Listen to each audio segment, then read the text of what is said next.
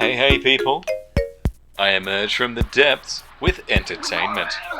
I assume you've read the title, so I'm not gonna waste your time. The Battlefield 4 Revolver is a perfect first demonstration of a well-rounded revolver, even 10 years later. Simple and satisfying. Everything you could need in a pocket-sized brain blaster. It boasts decent single headshot range, essential to proper revolver performance, and can even be equipped with a 3x scope. However, I opt to always use the iron sights for the true gunslinger experience. That being said, it's not perfect, as it is lacking in the ability to spin the revolver upon thy trigger finger. All things considered, the .44 Magnum finds itself at a solid A tier.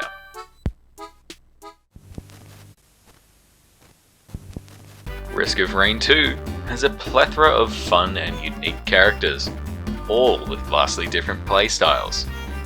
My main man, the Bandit, boasts not one but two revolvers attached to his special ability slot. Firstly, the Lights Out ability.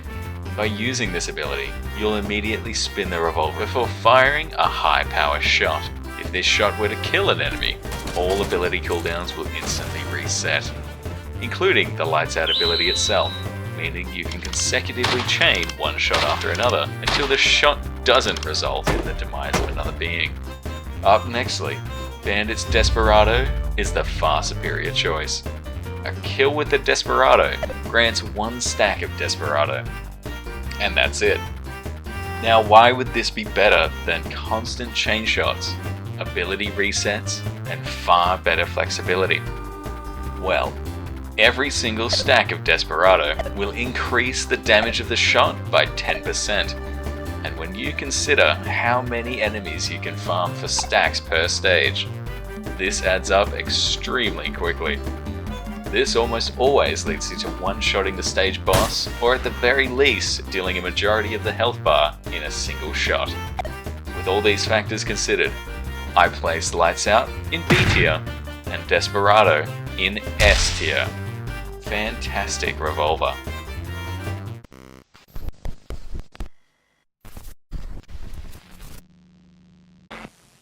Thinking about revolvers in video games, I found it very easy to imagine them falling into higher tiers. But when it came to finding one that would be bottom tier, I had a much more difficult time. That being said, I did find one, an icon of terrible game design.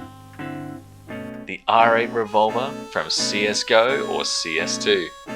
What a tragedy. I was already bad at CS before they re-released the far inferior version, so getting footage of this gun actually doing something was a nightmare. In saying that, it's definitely not a skill issue and is in fact something wrong with the weapon. Much like the Desert Eagle, the R8 Revolver is a one-shot headshot, which in CS is always desirable. The catch is that the shot has to be held down for a bit before it will fire, which means that unless you have snuck up on your target, you'll rarely kill anyone in a face-to-face firefight. It does deal decent body shot damage, so you can at least hope to tag someone before they knock your head off. Regardless of this, the R8 Revolver is unquestionably D tier. At least you can kinda spin it by spamming R and F.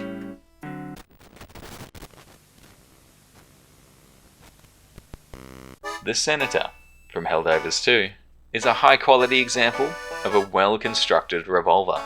Relatively strong for a firearm, precise and efficient. It's even got a spin, if you hold down the R key. My issue, however, lies with the way it looks. This is a great time to remind you that this tier list is purely just an opinion piece, sculpted around my individual preferences, and you are free to disagree with my placements. I feel that the Senator, for being a future space revolver, looks relatively unexciting and boxy. I imagine there would be cooler designs that could be applied to the exact same performing weapon, and it would be an easy S tier choice. But as it stands, due to this albeit minor issue, I place this Senator in A tier.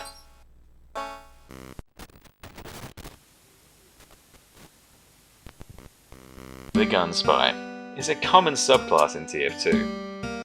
Now I'm going to go off script for this section because I think there's something wrong with my copy of TF2. I was expecting to log in, get a couple kills, but not do anything too crazy. But instead, I felt as though I was incapable of aiming.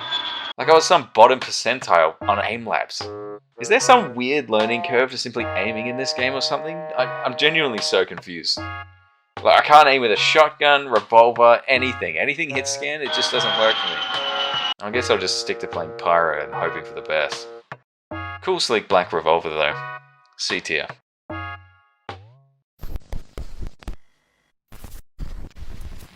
BattleBit is a game that blew up in popularity a while ago, and it's always been a little bit of a fun romp here and there. I decided to try log in to record some gameplay with the revolver in this game, which is the Unica, and saw that the game had a lot of new updates since I last played. Now, I could be mistaken. I have no desire to look into anything here, but this game feels considerably different. Couple that with the fact that the Unica is at best a mediocre weapon when used on its own. It was a real struggle to perform with this thing. Putting my own lack of skill aside, the BattleBit Unica is unfortunately unexciting. This game has a strange tendency of making the guns sound as if they have been suppressed, which for a relatively heavy hitting weapon definitely takes away from the satisfaction. But at the end of the day, it is just a sidearm, and it does its job. Unlike a certain other revolver. C tier.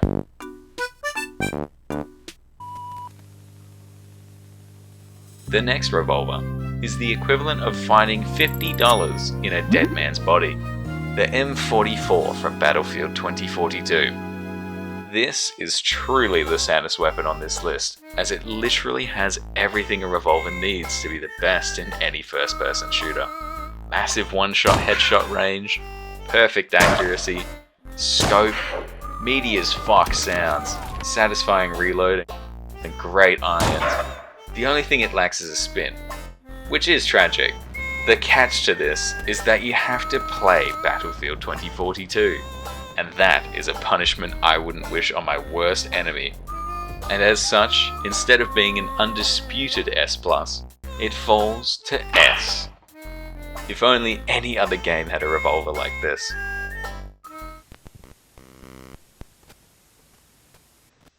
Enter the Gungeon.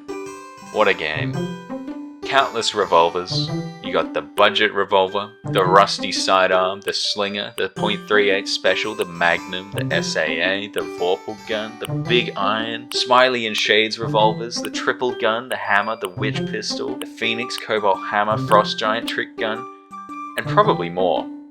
Using revolvers in Enter the Gungeon can vary from extremely weak to borderline overpowered, purely depending on which ones you scrounge together during a run. Some fire nearly as fast as you can tap the trigger, leading to an accelerated development of arthritis, which is a small trade-off for the pure joy that this game injects. Now, because there's so many of them, and some of them are so fantastic and some of them are so bad, I'm going to rate this one at a level A tier.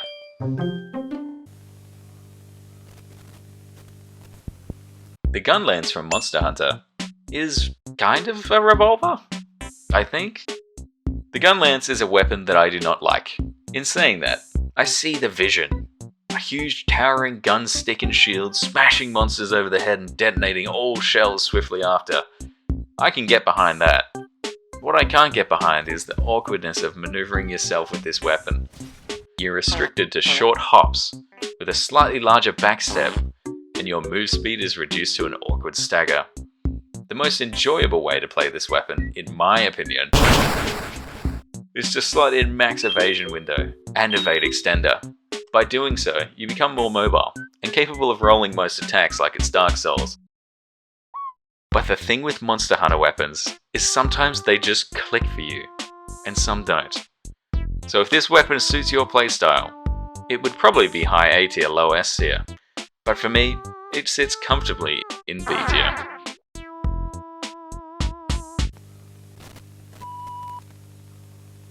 Have you heard of YOMI Hustle? The game that looks like this when you play it? but then turns into this once you win.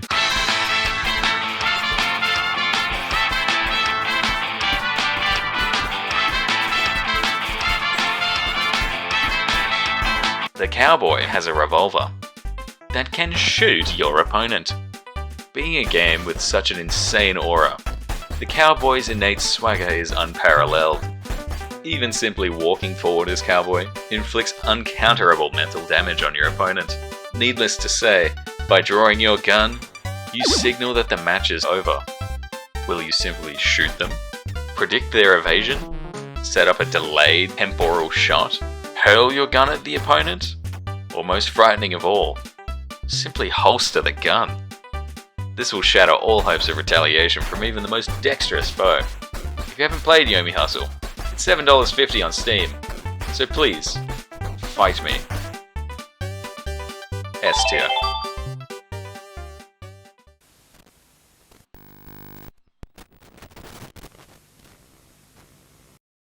My main issue with revolvers in video games is that they often struggle to hold their own against primary weapons. Which makes sense, because they're sidearms. But I think that's lame, and a revolver deserves to be the top dog for once. The final entry here is my favorite revolver of any video game. The R357 from The Finals. So what does this particularly normal looking revolver do to place it so high?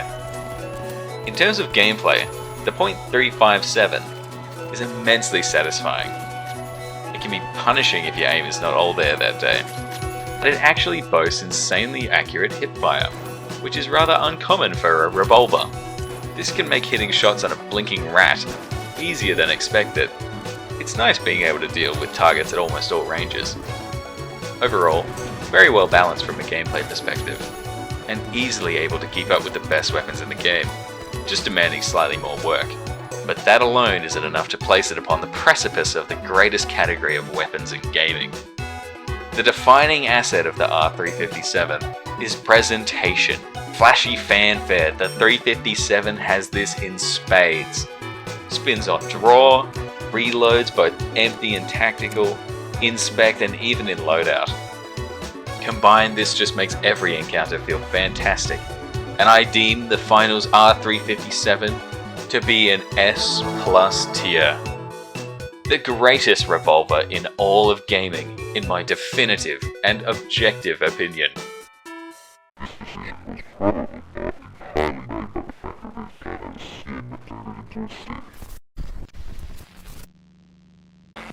So that's it.